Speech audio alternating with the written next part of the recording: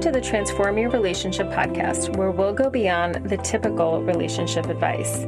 I'm your host, Manisha Terry, somatic healing practitioner and mentor.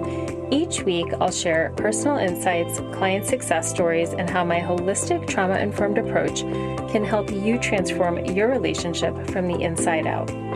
You'll learn ways to recognize and prioritize your needs, get to the root of what's upsetting you, and courageously ask for what you want so you can confidently co-create the relationship you desire. You'll also hear from guest experts who will be invited to share their unique approaches to transformation, and at the end of each episode, you'll receive one tangible practice you can implement right away to transform your relationship. Let's dive in.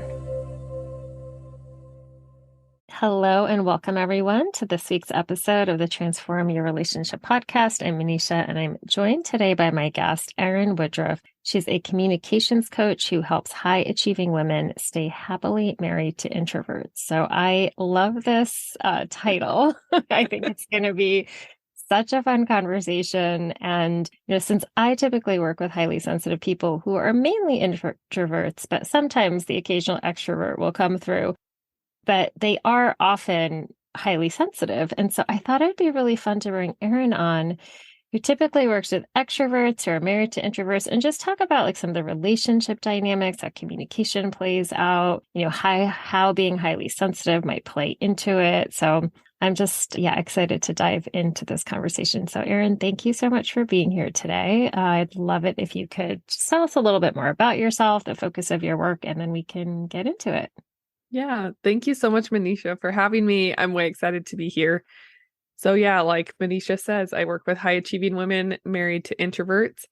It is a really fun space to be. I do think there are a lot of resources for highly sensitive people or introverts, but a different type of resource for extroverts, because I do think socially our society is catered to extrovert personalities in so many ways. But I felt like this was a specific niche that isn't necessarily talked about, because the introvert-extrovert dynamic in a marriage, when you want to make it work and you want to stay happily married to each other, is important. So I decided to dive in and talk about some of the challenges of being married to an introvert and how you can still make it really a happy, great relationship for both of you and still have your own individuality and support and love the other person and create the life that you're both really excited about living together. Mm-hmm. Yeah, I love this. I was on an interview, or I was doing an interview the other day, and the person asked me, like, is it better for two highly sensitive people to be together, or one and the other? And I feel like this is like a similar question for introverts and extroverts. And, I had my own response to that. I mean, personally, I think communication is like really the key to all of that. It's not necessarily the like identity or label but I'd be curious if you get that question, like in your question. Yeah, I do. And I think in general, opposites attract. We see that all over the place. And so I think it's really normal and it's really complementary. If you're in a relationship with someone who's not as sensitive as you or not as social as you, it's super normal. But being able to understand how to communicate each other's needs and be respectful of that, even if you don't understand, I think that's been the most impactful thing for me personally, is to just give my husband his space, and especially when I don't understand.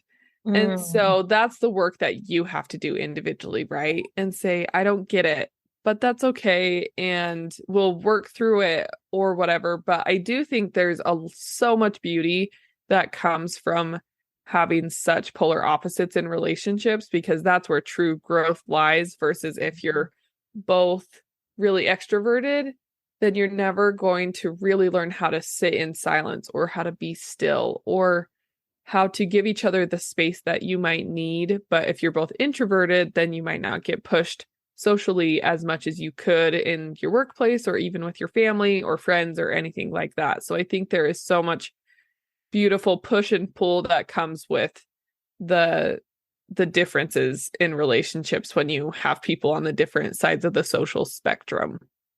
Yeah, I love that. And I imagine that being in that intimate partnership in that way, like allows you to navigate the world probably better because you're sort of used to dealing with and navigating people who are, just operate differently than you Hmm. do in a Oh, very yeah. close container. You get Yeah, that I practice. completely agree. And so, is there something in particular that kind of, you had mentioned a little bit this specific niche, but is there something in particular that really drew you to this particular thing? Because it's quite specific. Yeah. It is Yeah. it is specific. Honestly, I think it is because that's who I am. I'm a high achieving woman married to an introvert. And a few years ago, being able to say I'm unhappy and be okay with that, and not because I didn't love him or our relationship, but because my social needs weren't being met. And Mm, to mhm. realize that a lot of the things that we had been doing weren't good for my own mental health and my social health. And we weren't doing anything bad, but I think I was trying so hard to just, I don't know, just create that picture perfect home life that when we would come home at the end of the day, I would just want to spend time with him. And we had a lot of fun, but it was just too boring for me. Mhm. And I could see it spiraling into way worse case scenarios than it needed to be. And when I realized, like, I'm just not getting my social needs met.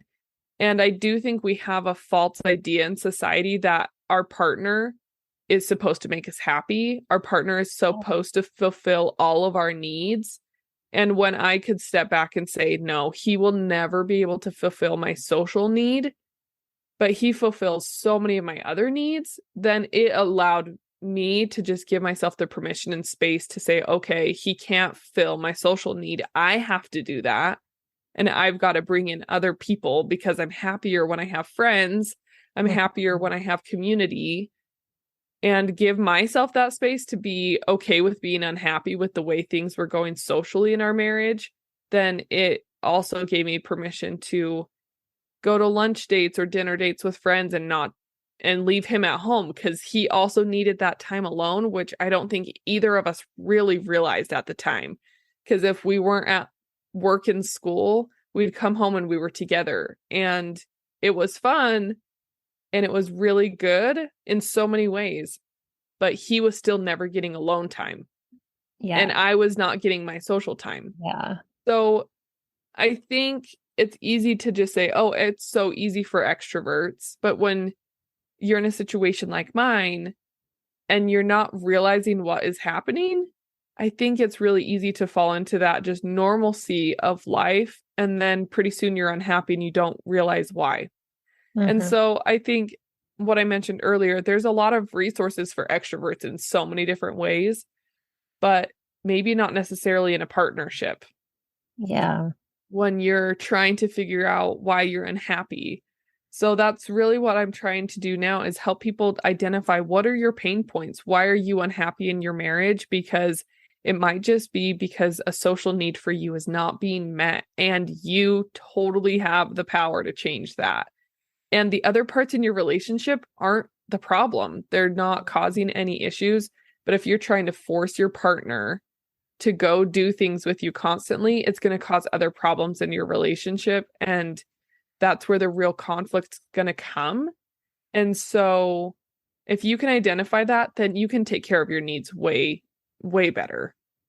Yeah, I couldn't agree with you more. I mean, one of the things I walk clients through in the beginning of our work together is really recognizing what are their needs. And I think Mhm. that that question confronts people sometimes because they've never really thought about it. And Mhm. then sometimes you also get like, well, I don't know, is this a need or is this a want? Or do I Yeah. really need this? And you start second guessing yourself or you're in a partnership and you love each other. So you like want the other person to be happy. So you end up bending and accommodating, but really Mhm. being able to recognize like what you need and own it and feel okay about that, I think is like part of that Mhm. process.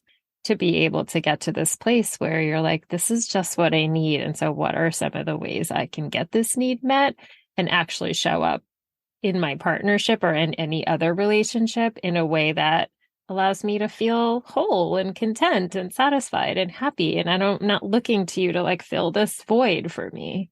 Yeah, I completely agree with that. So you mentioned the kind of extrovert part of maybe wanting the introverted person to fill some of those social needs. What are some of the things you see maybe in the other direction, like any common issues that maybe the person who's introverted might have? Yeah, that's a great question. One of the biggest things is introverts really do need and want alone time. And I think that is something that just kind of evades me in a lot of ways. Yeah. There are very few moments that I'm like, I just want to be alone. It's like Okay. once a month, probably. Yeah. Probably when I'm on my period. I haven't tracked it that closely. But for introverts, and I have a lot of siblings who are introverts, and my dad's an introvert. And now that I've done this work, I feel like I'm able to connect with them so much better. And that's a big thing is that introverts really do like to sit in silence. Even if you're with them in the same room, they don't have a problem with silence at all. And that is a weird thing for extroverts, I think, to really just be like, they don't have a problem with this, but Yeah. I'm the one that's like, I'm feeling really uncomfortable. I should say something. What's a cool topic I can talk about? Mm. And for extroverts, a few things. First of all, your partner probably doesn't want to talk if they're not talking. So stop trying to force them to talk. Because I Okay. think that's what the introverts are like. Why can't we just sit in silence? Right. That would be me. It's like, it's fine. We're good. It's Yeah, we're okay to be good. quiet. And then the other thing for extroverts is can you learn from your introverted partner and learn how to sit within yourself and learn how to be still and just to allow the space around you to be empty. There's so many distractions and so many things to fill up our space just with stuff and with media that we've lost the ability to just sit in quiet. And I think introverts are really good at that. And so that's probably just the biggest thing I see in partnerships is that, well, the introverted partner wants more quiet or more space, but maybe don't know how to say it, Mm-hmm. or their partner doesn't understand. So they automatically think their introverted partner is wrong because Okay. their extroverted partner might say something like, well, I don't like the quiet. But does the extroverted partner understand why you don't like the quiet? And Mm-hmm. it's really hard back to being respectful and giving each other the space, even if you don't understand. That's really where the work is because the introvert doesn't maybe know why they want to sit in silence, but they know they need it. And the extrovert doesn't like silence, but maybe doesn't know why they don't like it. So it's kind of a weird paradox, but until you can either give each other the space and be respectful of it or talk it out and understand it, then that's where progress can be made from there. Mm-hmm. Yeah, no, it's interesting to sort of have those conversations explicitly, right? And Mm-hmm. I think that so much miscommunication or frustration, resentment, blame, like all of these things can come from the not understanding that the other person needs a certain thing. And even if you, like you said earlier, even if you don't fully get it, you can Yeah. get it enough to say, Mm-hmm. okay, I don't totally understand this. However, I get that it's important to you. And so we're going to give each other the space to do what we need to do. Yeah. And on that note, too, just with not understanding, one thing that I have learned and I've observed within myself, which is where my number one learning tool is myself. The thing that I've noticed is I don't particularly love silence. I've gotten way better at sitting in silence. But when I'm angry or upset or annoyed, I just shut down and I use the silent treatment. I think for some people they yell, but for me, I'm just like, I'm not going to talk. And my partner, my husband, he doesn't even notice. He Right. is just like, it's so quiet. It's so like, he doesn't even notice that I'm not talking. He's just enjoying the silence. And so by the time I talk again and I'm just mad, Yeah. he's so caught off guard. So I do Okay. think that if you're an extrovert trying to use silence as well, I don't think you should ever use threats in relationships, but if you're trying to use that as a way to have a power move or a power play, know Yeah. that your introverted partner is not going to get it either. Because for Yes. you, that's the way you're withholding your emotions. But for them, Hmm. it's really nice for them to have the quiet in the space. Hmm. Hmm. Yeah, I could very much see how that could totally throw the person off because when the extroverted partner finally says what they're saying, it might come out really angry or rageful. Yep. And you're like, what just happened? Like, I thought we were just having a quiet afternoon, and Hmm. suddenly you're super upset. So, yeah. Yeah. And so when you start to work with somebody, maybe just walk us through like that initial conversation, or I mean, of course, it's going to be different with each person, but are there some certain questions that you ask or certain patterns that you're looking for when you start working with somebody? Yeah. My biggest question is just understanding where they're at and where they want to go, where they want to be. And so just questions along those lines of, first of all, why are you seeking out a communications coach? What do you feel like your biggest pain points are? What do you feel like you can't say to your partner that you can say to me? Are there Hmm. things you don't feel like you can articulate right now? Because I think a lot of the communication piece is we don't know how to communicate it. It's in our Hmm. mind, but Hmm. we don't know how to say it. So practicing and role playing, and I encourage my clients to role play with me Okay. to figure out how to even say what they want to say. And so being able, those are my initial questions just to figure out where they're at. And then we move into, well, what do you want your relationship to be like? How do you want to show up in your relationship? What kind of wife or husband do you want to be? Hmm. And move from there. So when you are approaching some of these like role plays or walking people through like how can you have these conversations, is there a piece of advice or something that commonly comes up that you do share with people who are more extroverted of how can you approach a delicate conversation or a hard conversation in such a way where you're kind of almost tracking a little bit of how this person is receiving the message, or Mhm. is my message getting across, or things like that. Yeah, there are quite a few things that I encourage people to do. And this is extremely applicable to introverts, but also I would assume highly sensitive Yeah. as well. Anytime you want to have a hard conversation with somebody, but we'll just use romantic partnerships, and you know that they're an introvert or highly sensitive person, I am a huge fan of priming the conversation, of having a pre-conversation before you ever have the Mhm. hard conversation. Because I think too often we go into hard conversations and we just jump right into them. And if you're an extrovert like me, you're probably, number one, you've already thought it through. And number two, you're just ready to have a conversation, but understand that your partner might not be. So if you can bring it up, first of all, I always say, like, in a very, I use the word non-threatening environment, which means non-threatening in any emotional way for them. So don't do it when they're already triggered. Don't do it when there's people around.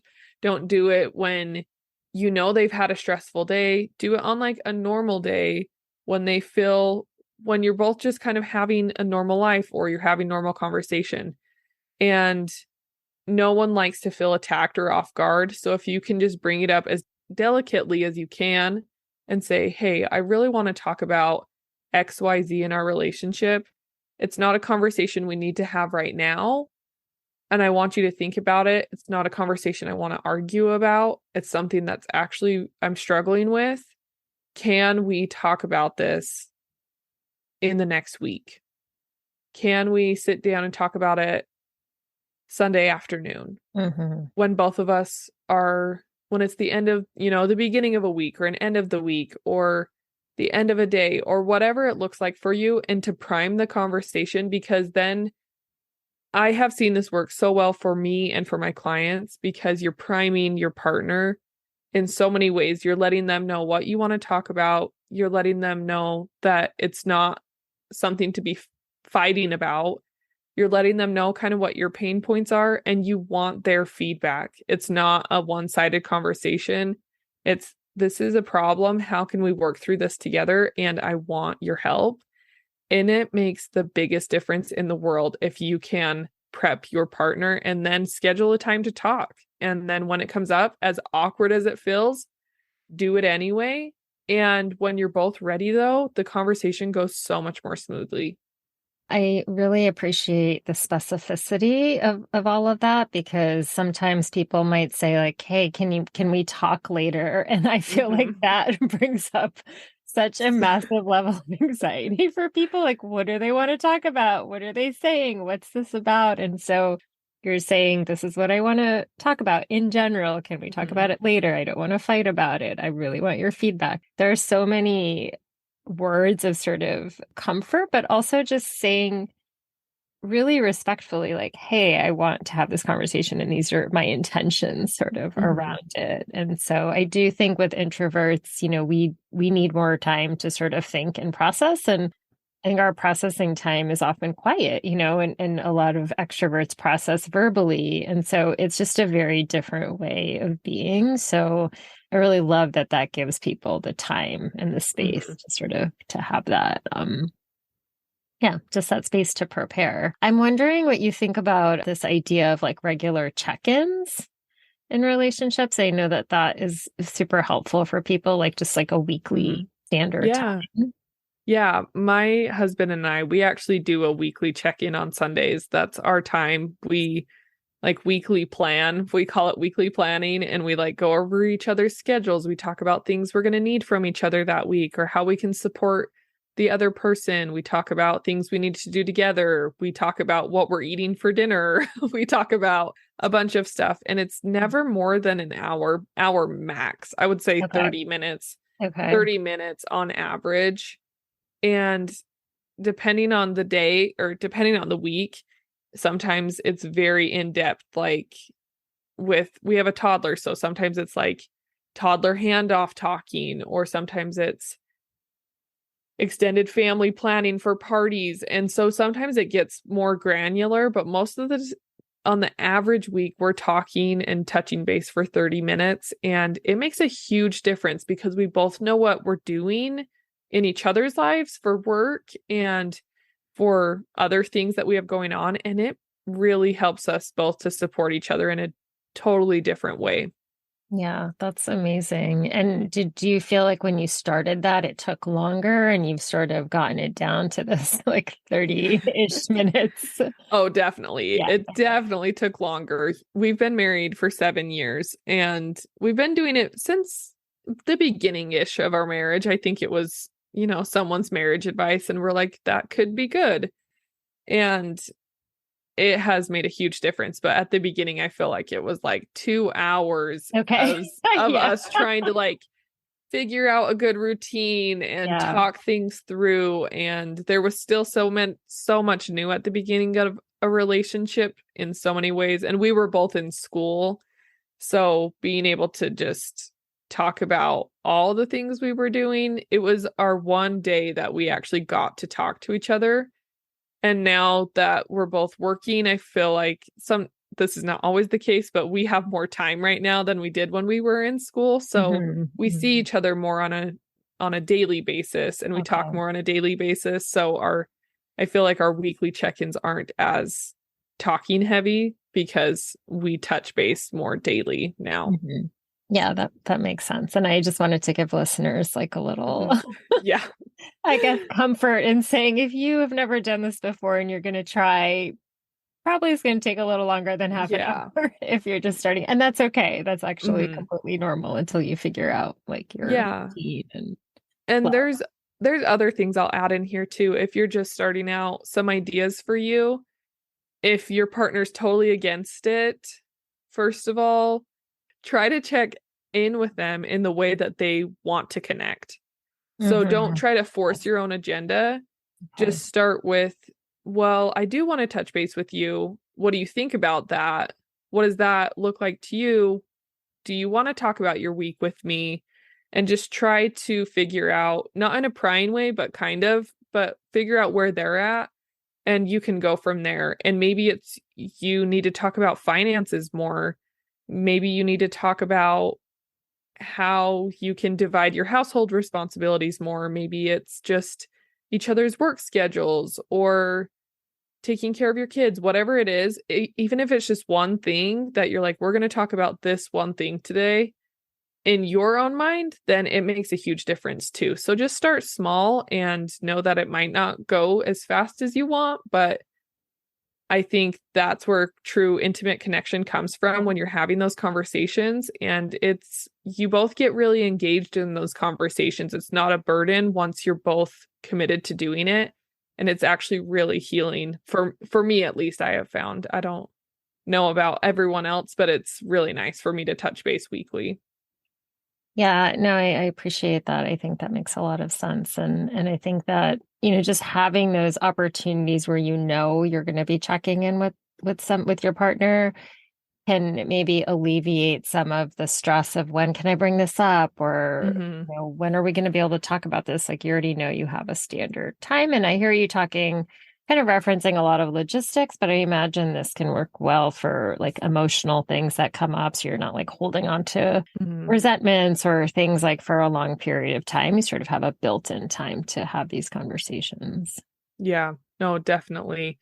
And there are a lot of emotional conversations. And I do think we've gotten, at least in our relationship dynamics, we've gotten pretty good at having hard conversations and not taking them personally, not dwelling on them too long, that the emotion is actually alleviated because we're talking about it right there. Yes. And I'll share a personal example. Last week, my husband worked really late and long hours, and and our daughter had hand, foot, and mouth. Oh If you know God. what it is, it's the Yes. worst. Yes. I'm so sorry. And it's okay. It is what it is. Yes. And It's the rite of passage. right. And I was home all week with her, and he was working and he worked a lot. And throughout the week, he probably only saw her a total of 90 minutes during the week. And I was home with a sick kid. And if you've ever played that role, it's terrible. And I was really resentful towards him. Just like, I'm staying here. He's the introverted one having social experiences, and I'm the extroverted one at quarantine at home with our toddler because hand, foot, and mouth is so contagious. And I didn't necessarily even need to talk to him about all of that, because if I'm telling him, I'm so resentful towards you and I can't believe that you've been at work so much, blah, blah, blah, being able to just recognize it within myself and say, wow, I'm really resentful towards him this week. And then ask myself, why? Why am I resentful? And at the end of the week, something came up where I had the chance to go to a wedding of like a childhood friend, that it was kind of an unexpected thing. And I spent all day Friday afternoon and Friday evening at a wedding by myself, and he stayed Mm. home with our toddler. And we talked about it, and it was last minute. And I was like, this week worked out just like it was supposed to. I needed to learn how to communicate. I need a social outlet. I've been at home on quarantine all week, and you really haven't seen Hannah. I think she was really missing you, and she was missing her dad. Sure. And being able to look at it from that perspective rather than saying, I've been at home all week. You haven't helped at all. You haven't even seen her. She's Yeah. missing you, and blaming him and being resentful, to recognize what's actually going on here. And that has just helped to change both of our perspectives so much. I'm like, of course I'm resentful. This is really hard. And I feel like my social need is not being met. But when we can just take it slow, go day by day, and talk about it, and it makes a huge difference. And it's practice and it's repetition, and it's not taking things personally, but it's life, and being able to just go Yeah. with the flow of how it unfolds. It makes a really, really big difference. Yeah, and when you have a small child, like these things are going to come up. And so the Mhm. fact that you could, even in those moments of, I'm sure, exhaustion and Yeah. frustration and all of the things that are so normal, for you to be able to like just have that internal capacity to pause and think, what is really going on here? Mm-hmm. Come to that, like clearly it's just a reflection of like all the work you do and what you support your clients with, because you could then have like a much better conversation Mm-hmm. and actually get your needs met by this very unexpected way. Yeah. Just like love that you sort of had that for yourself. Yeah. You had mentioned just the hard conversation. I know you have a freebie that Mhm. are offering, so I appreciate that. Do you want to talk a little bit about what that is for people? Yeah, I would love to. It's called the Hard Conversations Toolbox, and you can grab it on my website. It's a lot of what I've talked about here and touched on, but it's about a 20-page PDF. And I called it a toolbox for a reason, because just like we have a toolbox in our garage with a tape measure and a hammer and everything, we use different tools at different times. So this PDF for hard conversations, it's a similar outline. It's broken up very simply on what to do during a hard conversation, things to say in a hard conversation, ways to bring it up, ways to prepare yourself. And it's been a really great guide for a lot of people who have gotten it, because it's given them an opportunity to have a hard conversation for the first time. It's a great guide, and it will just keep giving, and you can keep using the tools in it over and over. Okay, well, wonderful. I'll definitely put that into the show notes for sure. So thank you for offering that. And thank you for sharing just so many great nuggets. Like I know you've already shared some different strategies and tools and things, but I always ask this question as a final Mhm. question. So I'll ask you as well. But is there one particular tool or practice that you could offer listeners who are looking to transform their relationship? I love that you asked that question. And what I would say is start with, when you want to transform your relationship, start with the me before you work on the we. And so much of what we want to change in a relationship just has to do with us. Rather than trying to change your partner or change them or your relationship, focus on you, focus on the things within your control, focus on your own behaviors, your own internal dialogue. And if you're listening to this podcast, I want to just give you kudos, because you're doing the hard work. You're here, you're listening, you're showing up for yourself, and that's where the hard work really is. So keep focusing on the me, and then it's going to automatically affect your relationship. So keep leaning into your own intuition and the things that you want to change, and amazing things will happen in your relationship.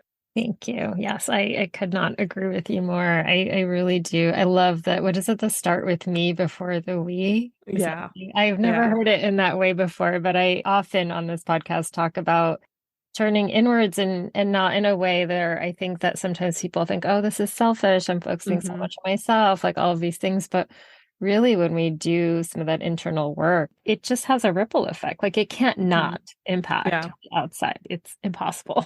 So Hmm. I love that you shared that. And is there any final thing you want to share with our listeners before I let you go? Yeah, I just want to say thank you so much, Manisha, for having me. And for anyone, I just said this, but for anyone listening, know that you're already doing better than you think you are.